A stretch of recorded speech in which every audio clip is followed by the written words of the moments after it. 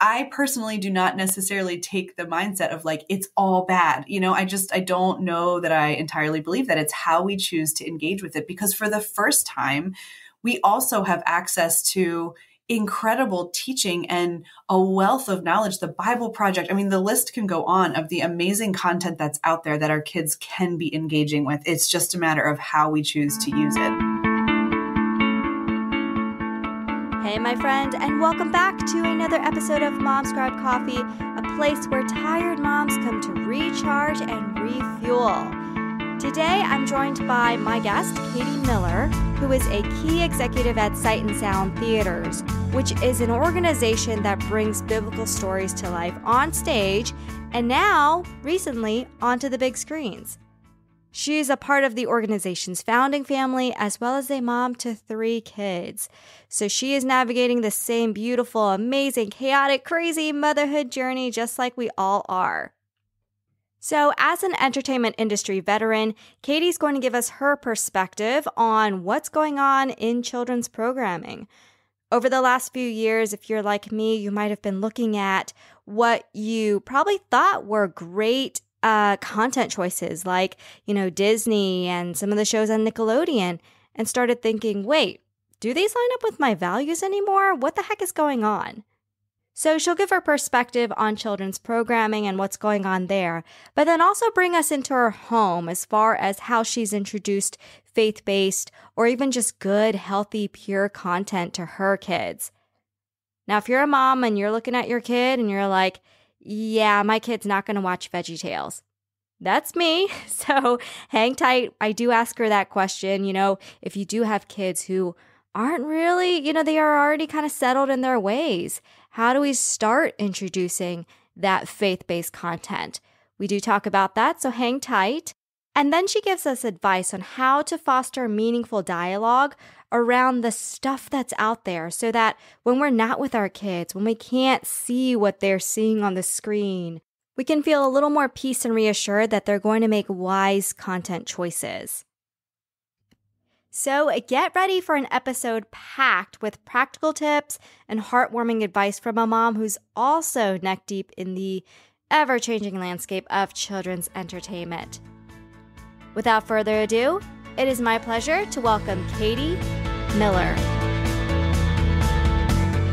All right, awesome. Well, Katie, thanks so much for joining me today. I'm really excited to talk about this topic because I think there's a lot of things going on with children's programming. And I grew up in I'll call it the classic Disney era, the, Little Mermaid, Lion King, Aladdin, all those favorites. And I think, especially Disney being probably number one entertainment company when it comes to children's programming. I feel like there's a lot of evolution happening there. Mm-hmm. That can be quite concerning. So I really want to get your thoughts on that as an, entertainment industry veteran over at Sight and Sound. But before we get there, can you tell us a little bit more about yourself? Yeah. So I am the oldest of the 3rd generation family members involved at Sight and Sound. We are a family-owned business. My grandparents founded Sight and Sound in 1976 after being on the road for nearly a decade with their traveling multimedia slideshows. And it's been a family business ever since. So I don't personally know a world. My life has always been here. I've never known a world where I'm not a part of Sight and Sound. And it's been quite a journey for sure. And for myself personally, I have been a part of all different parts of the organization. As a kid, I was actually on stage and then eventually worked in our concessions and retail areas and box office. And I was an usher for a while, worked with our animals for a while in our contact center. And then in my adult life, human resources for nearly a decade, which I absolutely loved and have now been a part of our brand development team doing marketing and communications for the last 7 or 8 years. So it's been quite a journey for sure. My kids now, I have 3 kids, and they are all a part of the cast, which is fun. And it's just been fun to watch my family grow kind of along with Sight and Sound as it's grown tremendously over the last several decades. Yes, and Sight and Sound is evolving as well. Yes. It started out as live Bible stories on stage, a theater company. And now you guys are releasing films. Is that correct? Yeah. So over the last several years, so we're probably best known for bringing the Bible to life on stage. And we have a location in Lancaster, Pennsylvania, which is where I'm at. Our home base is here. And then also another location in Branson, Missouri. And over the last several years, the Lord has just taken us on a pretty fun and fast and furious growth journey. We launched a streaming platform in the middle of the pandemic in 2020. And that has started to take our filmed shows into the world. We are now in 180 different countries through the streaming platform, which is fantastic and has been just a crazy wild ride. And then we also launched our first feature film called I Heard the Bells this past Christmas and are already in development for the next one. So we're super excited and just completely humbled too by just the Lord's faithfulness in our journey and the way that he continues to guide us to the next step and just provide different opportunities to take our storytelling beyond the stage, which is where our core foundation still is and will be for a long time to come. Yeah, that's amazing. And I think that's good news for everyone who's really concerned about what might be going on in more secular children's programming. You know, there is a lot of work being done when it comes to faith-filled, gospel-led programming as well for children. I mean, that's amazing to hear that Sight and Sound now has a streaming service. There are other services that are geared towards children, centered on the gospel. So I think there's a lot of great stuff going on when it comes to children's content, along with, you know, some things that might be a little bit concerning. So Katie, as an industry veteran in entertainment, what is your perspective on what's actually going on? Yeah. I mean, for me personally, yes, I will absolutely acknowledge that there's a lot unfolding and vying for our kids' attention when it comes to media. I mean, everything has exploded even since when, you know, I was a kid, and iPhones weren't even a thing yet. And so there's absolutely, you know, a ton of content out there that is trying to get not just our kids' attention, but our attention too.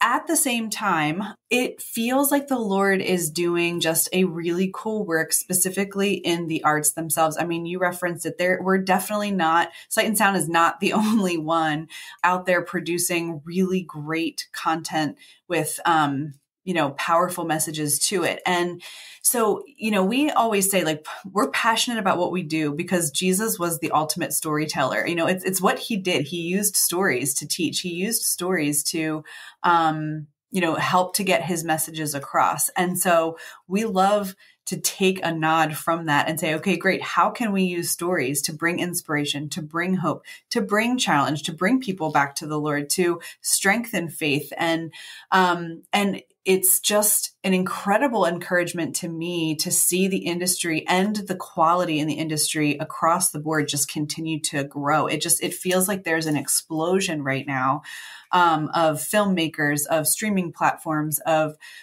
even just the accessibility of books and podcasts and to your point, children's programming too, and things that are appropriate for families to watch together in a way that I've never seen in my lifetime. I mean, I think growing up, you know, we all, if you grew up in a faith background, there was like one or two shows that you could kind of watch. That there was Superbook, and you know, trying to think what else I would have watched as a kid.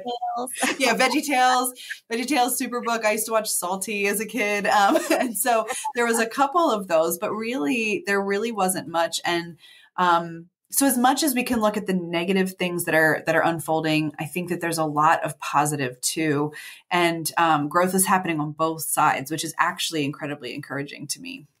Yeah. So when it comes to how we should be feeling and thinking about the evolution as a whole, I mean, these things, it almost feels like there's a battle, if you will, between all the different options that are being made available to us as well as our kids. How do we think about that evolution that's happening in entertainment? Yeah. I mean, you know, I have kids that range. My youngest is 10, my oldest is 17, almost turning 18, and I have a 15-year-old in between the two of them. And as a parent, I'm not here to say that I've always done it well or done it perfectly. I certainly have not. But one of the things that I've always tried to tell my kids is that aside from things that are overtly, and we know that they are right and wrong, there is right and wrong, but many things, it's how you choose to use them and how you choose to engage in them. And so, whether it's social media, whether it is watching videos on YouTube, whether it is, the media that we choose to engage with, there's not often a blanket, all social media is bad or all of YouTube is bad. It's not. It's how you choose to use it. It's what you choose to allow, into your life and into your mind and into your heart. And I shared this with somebody the other day. We were talking about social media for our kids. And I said, I was terrified when my son, our oldest, was like finally at the age where he had his own phone and he wanted to get Instagram. And I was like, oh, here we go. It's just going to all be downhill from here. Yeah. And truthfully, no, my kids have absolutely not used social media perfectly all the time.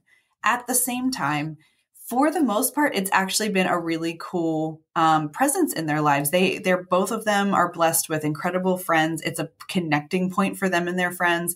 They are often following, a lot of pastors and inspirational. My daughter loves Sadie Robertson. And so she's always sharing her quotes and Mom, look what she was talking about today. This is so cool.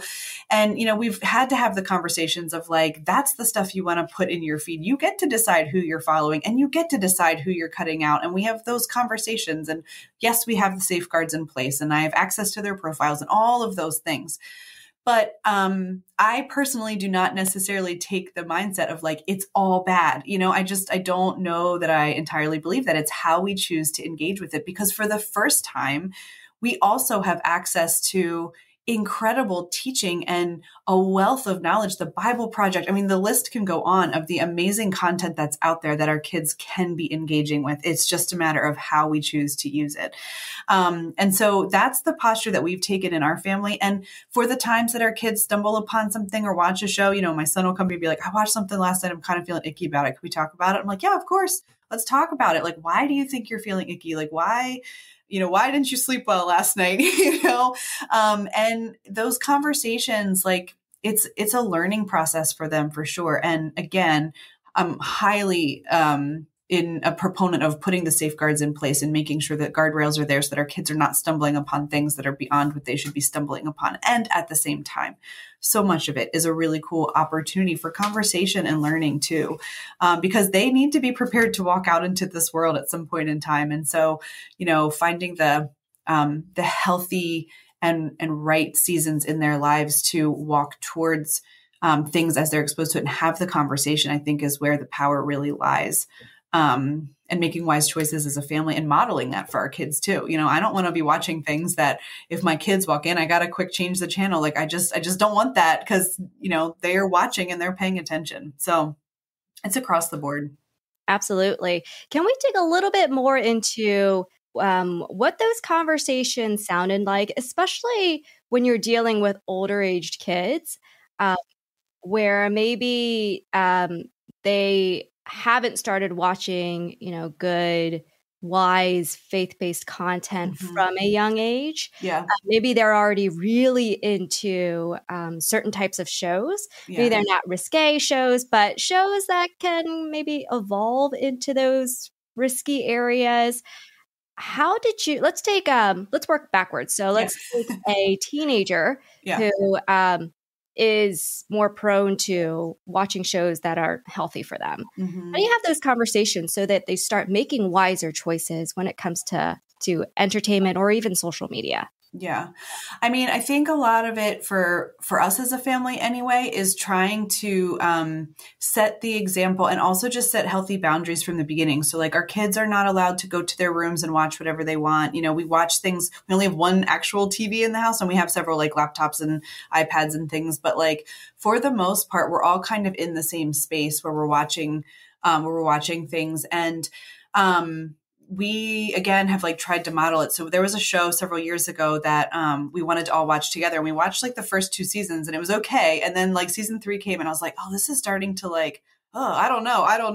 And it was actually my daughter who was like, I don't know if we should all be watching this show anymore, Mom. And I was like, yeah, thank you. You actually said it fast. I know, right? I probably should have said this like 3 episodes ago. But, it's even easy as parents to be like, well, it's probably going to get better again, and she was the one who was like, I don't know that this is good for us. And so we stopped watching it and we actually like had a conversation about how, hey, this wasn't maybe not the best choice. And it was okay for a little bit, but then it wasn't. And, you just have to know. And I really affirmed her in that moment. I said, listen, like, that's your sensitive spirit going, something feels off. And like, I just want you to follow that. You kids know way more than what you often give yourself credit for. And so that feeling of like, something doesn't feel good, follow that. And so just continuing to like really affirm that when I do see that in them. And also, I really try, I'm not saying I always do it well. I definitely don't. If they were here, they'd be like, Mom, you don't always do this well. But like having as much as possible, not overreacting when they are willing to come and say, hey, I've been watching the show and I kind of like don't feel super great about it. What do you think? And not being like, you're watching what? Like not having that overreaction, because if they're coming and they're wanting to talk about it, that matters in some ways more to me. Like, yes, I wish they would have never watched it in the first place, but the fact that they're willing to go, hey, because those skills are skills that they're developing for the whole of their life, not just in this moment. And I care about those, because even as adults, we have that, right? Like we start watching stuff or listening to stuff, and then you're kind of like, I don't know, but all my friends are, so I guess it's okay. Even as adults, it doesn't change. Like we have our own things to be navigating. And so I celebrate when they have those wins. And as a family, like I said, we do have a lot of like very practical boundaries in place. We don't allow the screens in their rooms unless there's like a super intentional, or they have friends over and they're like, hey, we're going to go watch this movie or whatever. Like, there's things that make sense, but we put their phones on a charging station at night when we all go to bed. I have like the limit set on their phone. So after a certain time, they can't even access half the stuff on their phone. So if they do try to sneak down and get it, which hopefully they're not, but like all those things, like there are, thankfully with technology, if you walk towards it in a healthy way, there is a lot of parental tools out there that are actually super helpful and work really well. And so we've tried to walk towards a lot of those things. Again, not doing it perfectly by any stretch of the imagination, but I think doing it together. And that's the thing that has been, I would say, like our biggest success is the doing it together and not feeling like we kind of handed our kids a phone and then we're like, hope it works out okay. You have to stay with them in it and be okay to be with them in it, even when it does get messy sometimes. Mm-hmm. Yeah. And having those open conversations as well seems like it was a critical component of all of this. Yeah, for sure. Yeah. So when it comes to those friend situations, my friend's watching this, they're going to go watch this movie. I really, really, really want to go. How do you navigate that? Because that's a lot of, that can be a lot of peer pressure for them. Mm-hmm. And that may begin to sway their boundaries a little bit when parents aren't around. Yeah, for sure. It's a good question. I mean, truthfully, I will say this, thankfully, my kids have been blessed with some pretty fantastic friends. And for the most part, their core group of friends would be in similar places to where they're at, and what their parents allow them to watch and not watch, like is pretty similar. So that has been a blessing. It's not something that we've personally had to navigate too terribly often. And the times that we have, it's sort of like, it hasn't been so extreme. Often it's actually been something that is on the line. And so I'll say, hey, it probably wouldn't be my first preference that you watch this movie. If you do, I want to talk about it afterwards. And how did you feel? And how did you experience it? Nothing that was like ever too extreme, obviously. If there was something, I would say no. But honestly, a lot of times, like they'll come back and be like, yeah, I should have listened to you, Mom. It totally wasn't worth it. And, my friend said the same thing. We didn't love it that much altogether. But again, like there is a very, I think, fine line, and all kids are different too. Like that's the other thing I'll say. We joke a lot. Like my older two are wired very differently than my youngest, and he's only 10 now, but I'm like, I have a feeling that when he's this age, it's going to be very different conversations. He's given me a little bit more of a run for my money than my first two did. But, so all kids are different, and you have to know your kids and know their friends. Like if you are a part of their lives and you're a part of their kids' lives, like the conversations, and that foundation of relationship is there. The conversations often surprisingly go really well. Not perfectly all the time by any stretch of the imagination. And there have absolutely been times where I'm like, I'm sorry, you're not allowed to watch that. That is just not something that we're going to watch as a family or celebrate as a family or whatever.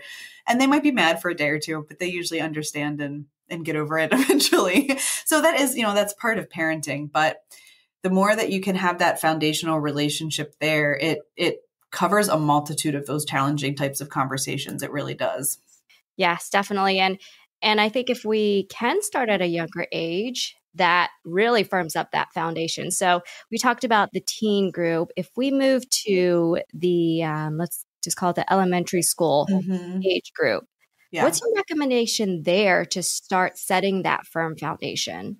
This is where I will say, like, actually, like, that younger group has in some ways been harder for me to navigate than the older group has been. And I think it's because there's not as much content out there that is a happy in between. Like, your kids hit this space where they're maybe not quite old enough, teenagers, to handle some more adult content or themes or things like that as you're comfortable with, but they've also grown out of, Bluey and some of the and Peppa Pig. Like, they don't want to watch that stuff anymore. And there's this really hard in between.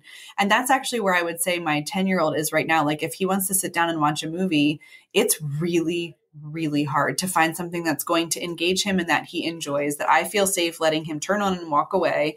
And that he's not frustrated because I'm making him watch a kid show again. Like, he really has trouble finding things if he just wants to chill out on a Saturday morning and watch some cartoons. Like, it's not just turning on Looney Tunes anymore, like, where it's just like clean fun. It's much harder. And so, that has been, I will say, for us as a family, that has actually been a harder thing to navigate than what the really young ages and the teenager years, for us anyway, have been. And so we find that, he loves Dude Perfect, and there's some of those types of, groups out there that he loves, and I feel like are awesome influences on our kids and that we feel good engaging with. But it's a much, much more challenging season. And they're also not quite old enough. Like, actually, there's a YouTuber that I asked him the other day, I was like, do you watch this? Because I'd heard some things going on in the news. And he said, no, but some of my friends do. And I said, okay. I'm like, I would prefer that you don't watch that, just so you know. And he's like, okay, that's fine. But it's hard to keep up with. Even he's in 4th grade, and even this, shows that he'll come home and say, I want to watch this YouTuber. And then I'm like, well, I'll sit and watch it with you for a little bit. And I'm like finding myself watching these shows that are not entertaining to myself.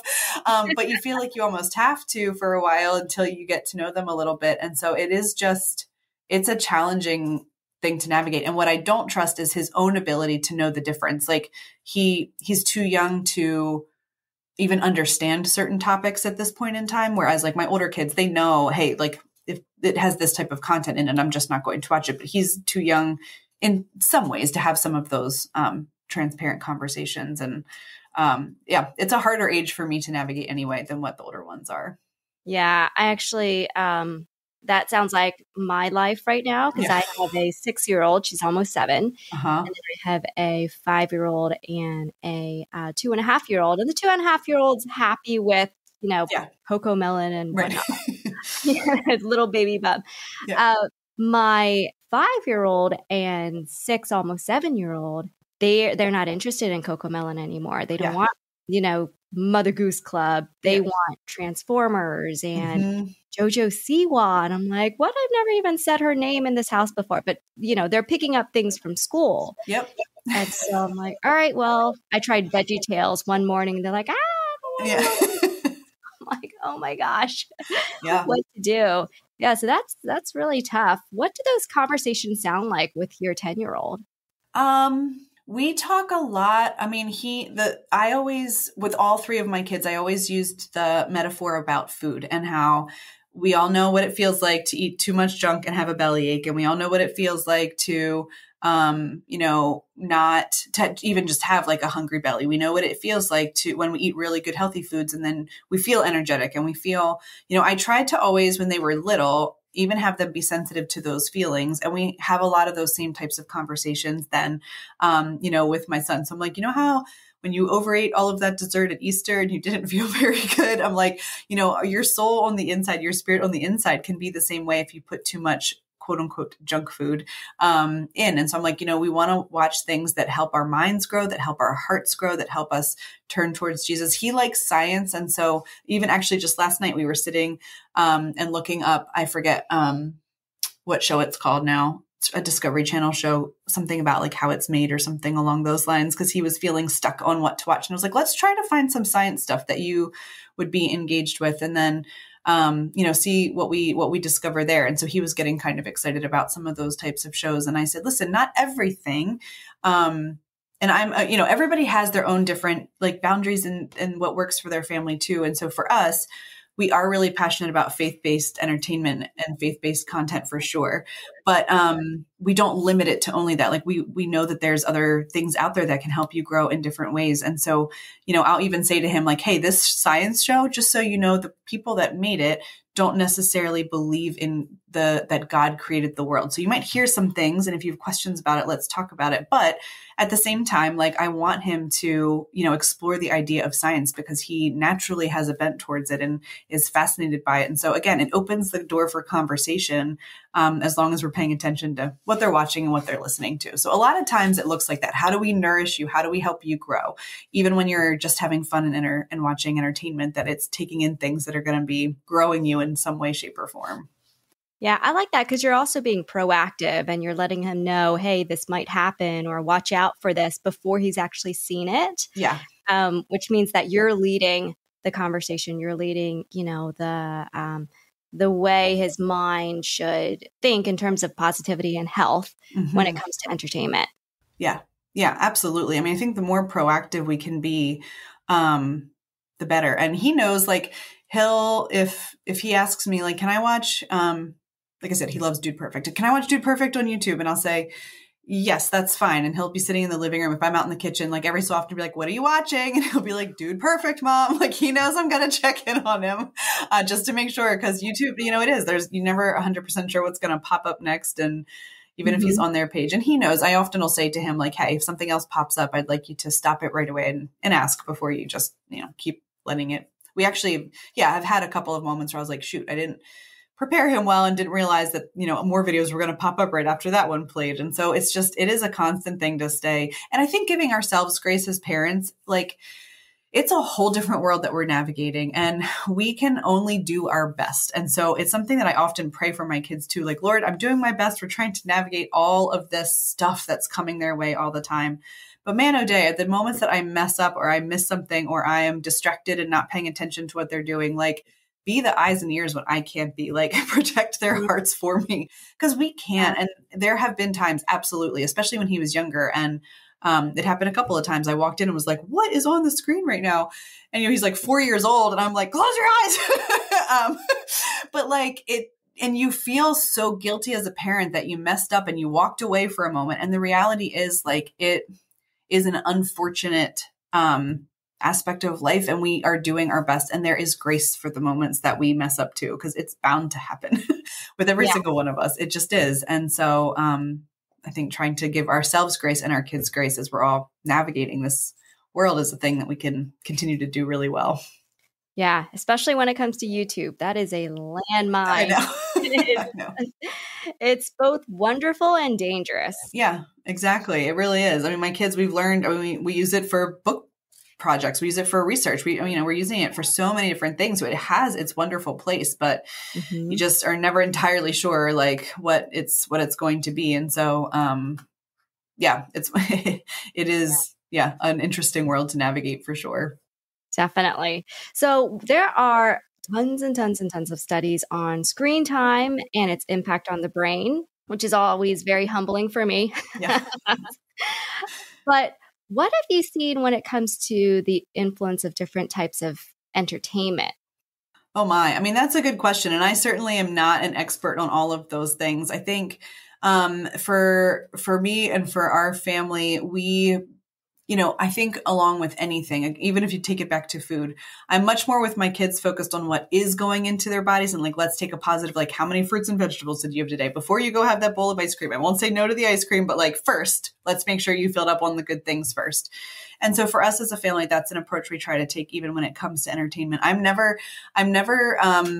not the kind of parent who is super great at like, we watch exactly one show every day and it's this. I'm not a very regimented person. And so for me, it's more so like, hey, like, have we been outside today? We have a list of activities on our one wall and it's like everything from a craft to reading. And I have a spirit page, a soul page, and a body page. And so a lot of times I'll say, hey, did you do something from each of those?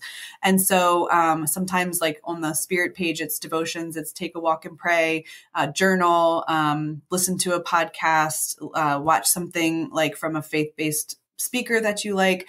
On the soul page, it's everything from read a book to do some artwork, to do something kind for someone else, write a thank you note, take the dog for a walk. I don't know. I have all sorts of things. And then on the body page, it's like all sorts of activities that they love to do outside. And so especially I did it last summer because I was like, this is not going to be one of those summers where you guys just play Xbox all day long.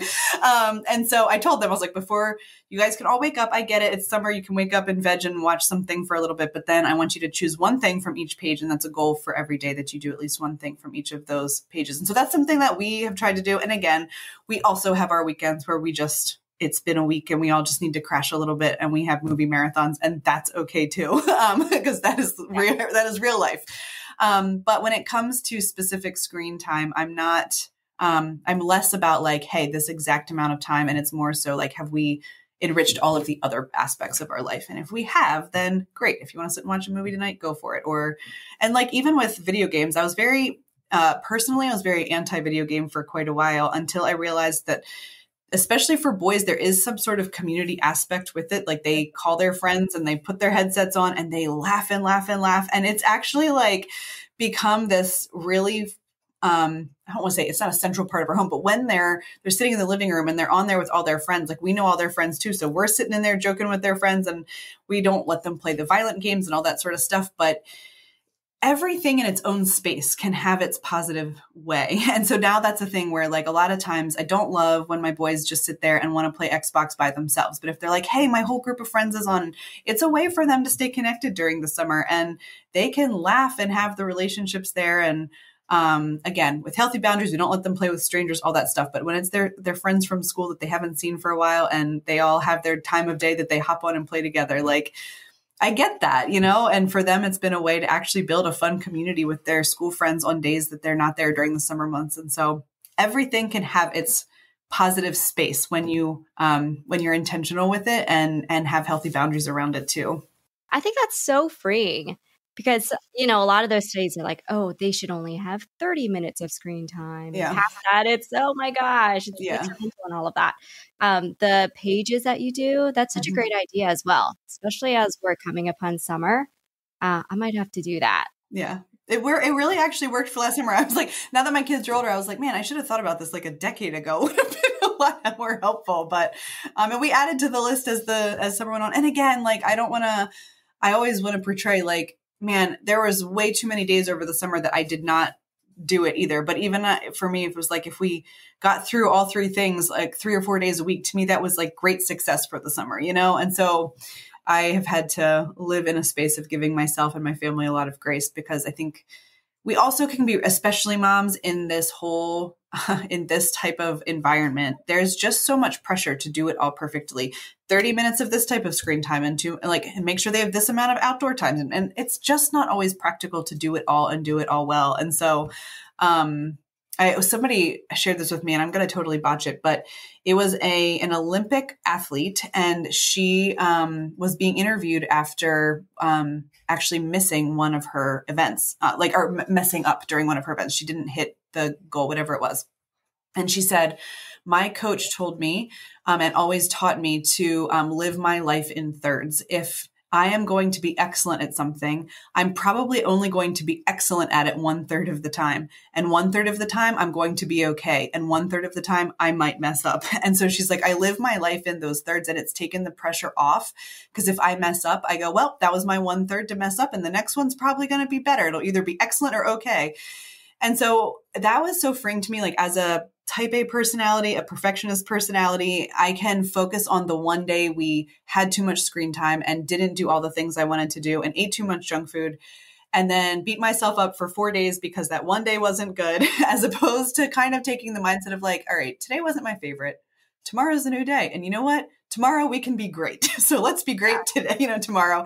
And it just takes some of the pressure off. And I think actually opens the door to, just a little bit more of a restful way of living, of acknowledging that we will not, there's going to be days where your kids eat awesome, but have like way too much screen time. And then the next day they might be outside all day long, but eat 3 popsicles. And you know what? Like, it's okay.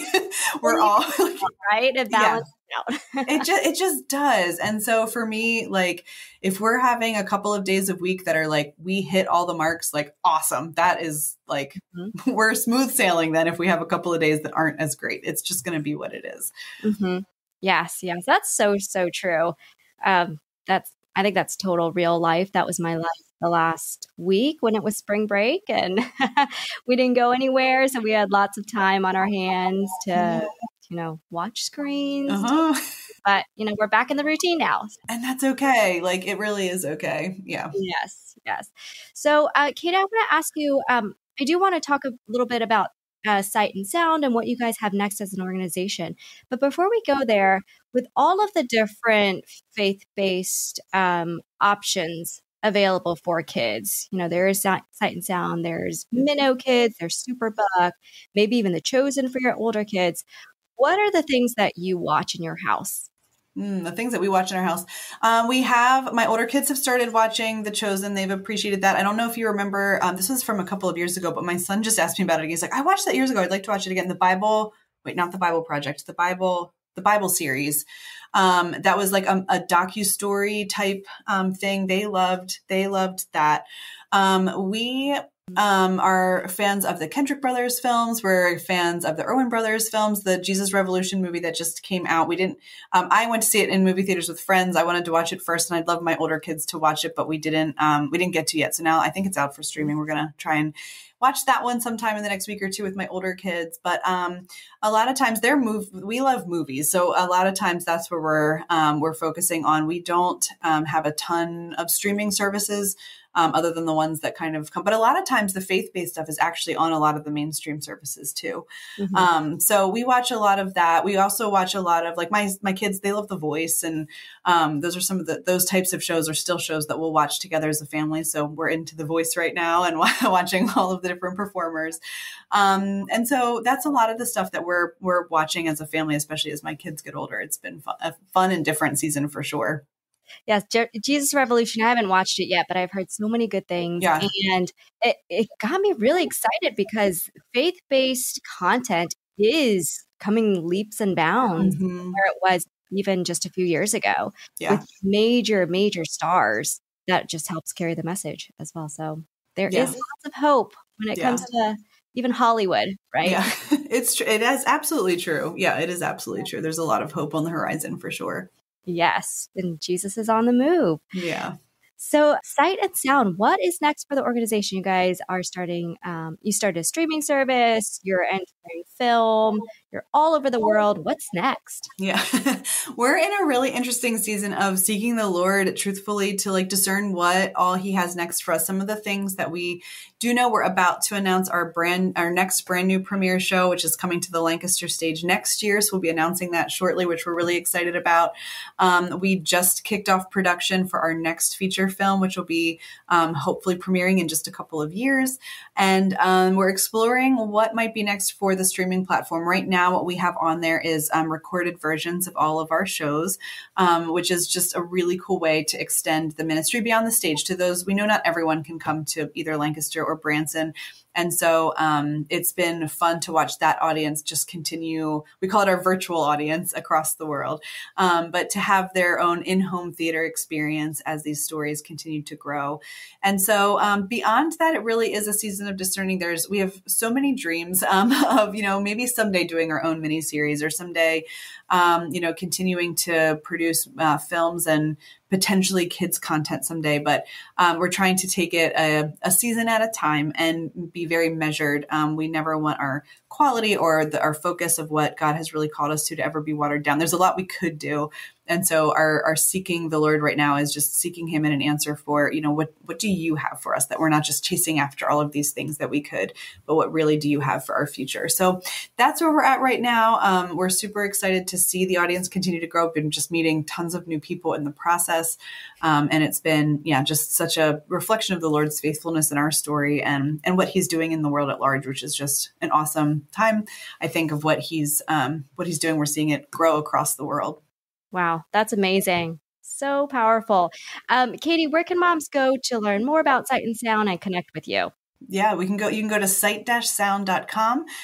We have all of our information there, a link to Sight and Sound TV, which is the streaming side. And we hope to be able to either see you in person or see you online in the future sometime. Awesome. Well, thank you so much for your time, Katie. This has been fascinating. Absolutely. Thank you so much for having me.